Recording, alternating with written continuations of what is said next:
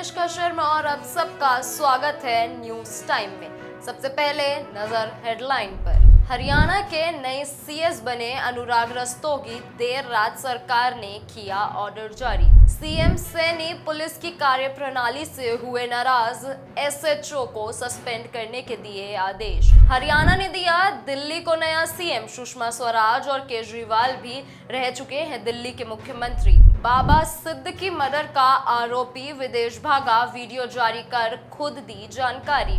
Army chief की राहुल गांधी को नसीहत, बोले सेना को राजनीति में न घसीटे। हरियाणा में महंगी नहीं होगी बिजली, निकाय चुनाव के कारण टला फैसला।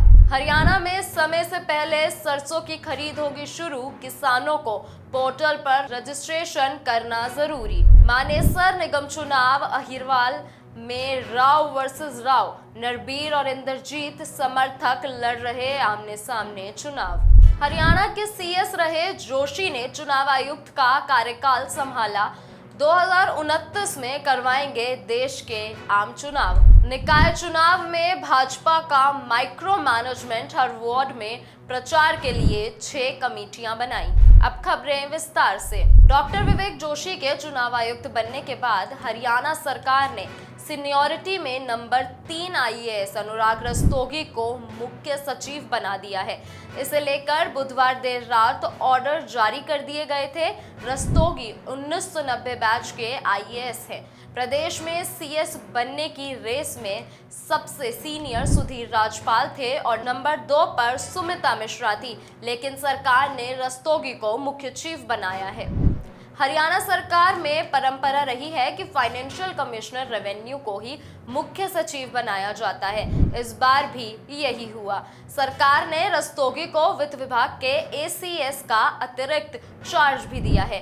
वह लंबे समय से इस विभाग में तैनात हैं। वह प्लानिंग कोऑर्डिनेशन के प्रभारी सचिव भी वही रहेंगे। आज वह मुख्य सचिव पद का कार्यभार संभाल सकते हैं और 30 जून को रिटायर होंगे। हरियाणा मुख्यमंत्री नायब सैनी के पुलिस के प्रति तीखे तेवर देखने को मिले हैं। उन्होंने जन सुनवाई में एसएचओ के दुर्व्यवहार की शिकायत मिली।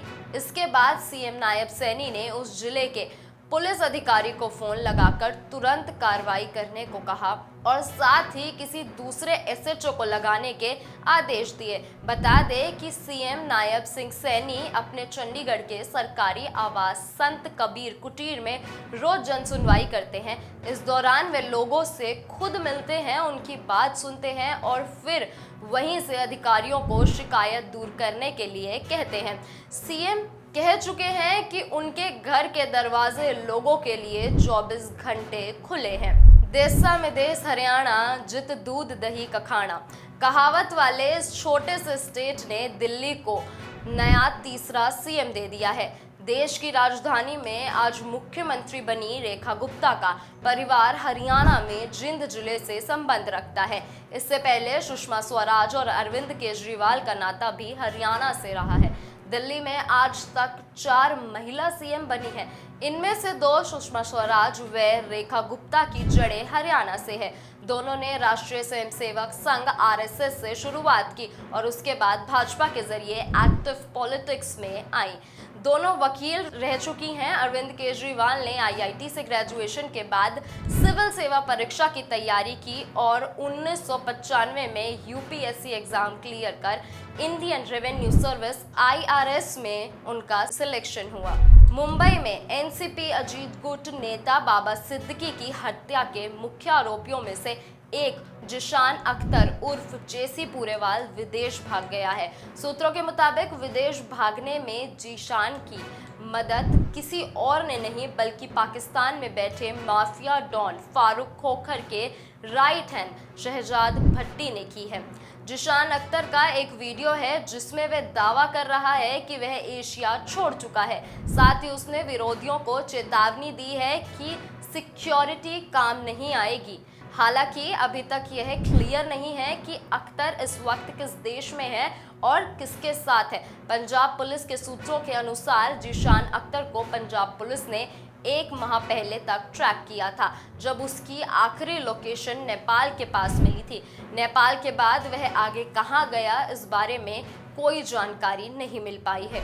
Army chief general Upendra Dwivedi ने राहुल गांधी को नसीहत देते हुए कहा कि सेना को राजनीति में नहीं घसीटना चाहिए। राहुल गांधी ने कहा था कि सेना प्रमुख कह चुके हैं कि चीन ने भारतीय क्षेत्र में घुसपैठ की है। हालांकि राहुल के बयान का रक्षा मंत्री राजनाथ सिंह ने खंडन किया था। आर्मी चीफ से न्यूज एजेंसी ANI के पॉडकास्ट में राहुल गांधी के इस बयान पर सवाल किया गया था। तब चीफ ने कहा, हमने चीन के साथ बातचीत के रास्ते को आगे बढ़ाया है।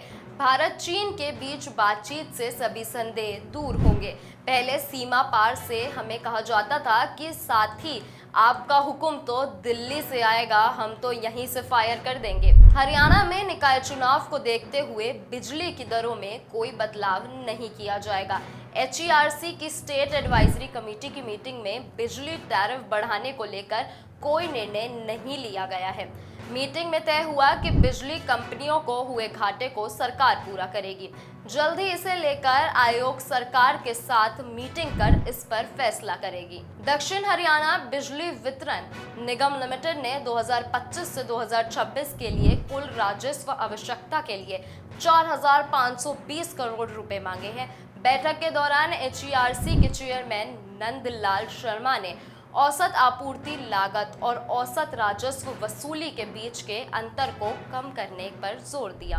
हरियाणा के मुख्यमंत्री नायब सिंह सैनी ने अधिकारियों को निर्देश दिए कि इस बार सरसों की फसल में मंडी में जल्द आगमन को देखते हुए 28 मार्च के बजाय 15 मार्च से ही सरकारी खरीद शुरू कर दी जाए। मुख्यमंत्री ने यह निर्देश रबी विवापन मौसम 2025 से 2026 के दौरान सरसों की खरीद करने के बारे में आयोजित समीक्षा बैठक की अध्यक्षता के दौरान दिए।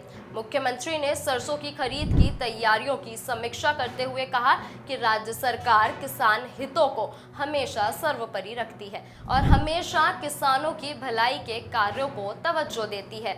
हरियाणा ऐसा पहला प्रदेश है जहां सभी फसलों का न्यूनतम समर्थन मूल्य MSP पर खरीदा जा रहा है। हरियाणा में निकाय चुनाव के बीच अहिरवाल बेल्ट की मानेसर नगर निगम में लड़ाई राव वर्सेस राव हो गई है। यहाँ से भाजपा ने सुंदरलाल यादव को मेयर उम्मीदवार बनाया है, जिनका प्रचार मंत्री राव नरबीर सिंह कर रहे हैं, जबकि मेयर के लिए निर्दलीय खड़ी डॉक्टर इंद्रजीत यादव का दावा है कि उन्हें केंद्रीय राज्य मंत्री राव इंद्रजीत का समर्थन है, वह उन्हीं की कार्यकर्ता हैं। हालांकि राव इंद्रजीत सिंह की ओर से निर्दलीय उम्मीदवार के पक्ष में कोई बात नहीं कही गई है। इसमें रोचक बात यह है कि दोनों ही मंत्री भाजपा के ही हैं। इनके समर्थक आपस में लड़ रहे हैं, जिससे अहिरवाल बेल्ट में दोनों मंत्रियों की राजनीतिक वर्चस्व दांव पर है। निर्दलीय उम्मीदवार के पति ने तो अपने भाषण में कह दिया कि यदि चुनाव में सुंदरलाल जीते तो समझो राव नरबीर मेयर बन गए, और यदि डॉक्टर इंद्रजीत यादव जीती तो समझ लेना कि राव इंद्रजीत मेयर बन गए। इस नए विवाद की शुरुआत कैबिनेट मंत्री राव नरबीर सिंह के बयान से हुई।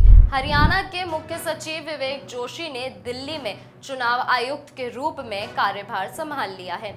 जोशी ने दिल्ली ज्वाइनिंग से पहले स्वैच्छिक सेवानिवृत्ति के लिए अप्लाई किया था, जो मंजूर हो गई। ज्वाइनिंग से पहले मुख्य सचिव जोशी ने कहा कि यह घोषणा अप्रत्याशित थी, लेकिन अपने गृह कैडर में वापस आना भले ही थोड़े समय के लिए एक अच्छा अनुभव था।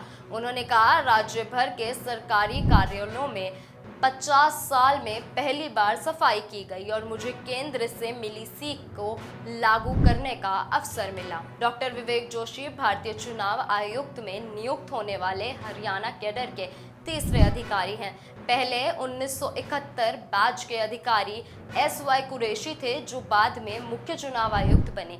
उसके बाद 1980 बैच के अधिकारी अशोक लवासा थे, जिन्होंने अपनी नियुक्ति के तुरंत बाद इस्तीफा दे दिया था। हरियाणा में बीजेपी ने निकाय चुनाव को लेकर पूरी तरह कमर कस ली है। भाजपा किसी भी कीमत पर निकाय चुनाव को हल्के में नहीं ले रही है। भाजपा पन्ना प्रमुखों के दम पर निकाय चुनाव और नगर निगम पार्षद के चुनाव जीतने की रणनीति पर काम शुरू कर दिया है। हिसार में इसको लेकर रणनीति तैयार हो गई है। इसके बाद पूरे प्रदेश में हिसार का मॉडल लागू हो सकता है। माइक्रो मैनेजमेंट प्लानिंग के तहत भाजपा निकाय में आने वाले हर घर तक 4 बार दस्तक देगी। पहली बार में वर्कर प्रधानमंत्री नरेंद्र मोदी के कार्यों को लोगों तक पहुंचाएंगे। बाकायदा इसके पंपलेट तैयार किए गए हैं। इसके बाद दूसरी बार में भाजपा मेयर व चेयरमैन प्रत्याशी के लिए वोटों की अपील करेंगे और उनकी प्रचार सामग्री को बांटेंगे। इसके बाद वर्कर घर घर जाकर बूथ अनुसार पर्चियां वितरित करेंगे। इसके बाद अंत में वोटों की अपील करने घर घर तक जाएंगे। भाजपा पन्ना प्रमुख, बूथ अध्यक्ष, शक्ति पुंज, मंडल अध्यक्ष से लेकर जिला सत्रीय पदाधिकारियों को लगाया गया है। इसके अलावा भाजपा ने कोऑर्डिनेशन और प्रचार कमेटी बनाई है। अभी के लिए इतना ही। ऐसी ही और जानकारी के लिए जुड़े रहिए न्यूज़ टाइम के साथ। धन्यवाद।